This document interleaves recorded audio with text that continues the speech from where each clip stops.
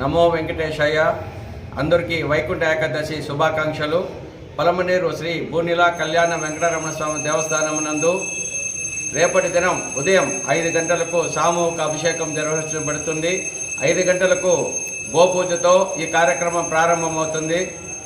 7 ద్వారాల ద్వారా శ్రీవారిని దర్శించుకొని ఈ యొక్క వైకుంఠ ఏకాదశి దినం రోజున భక్తులందరూ దైవ కృపకు పాత్రలు కావాల్సిందిగా దేవస్థానం కమిటీ నుంచి మేమందరూ కోరుతున్నాం.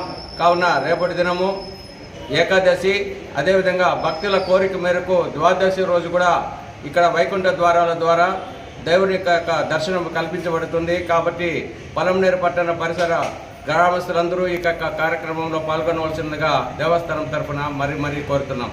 నమో వెంకటేశాయ.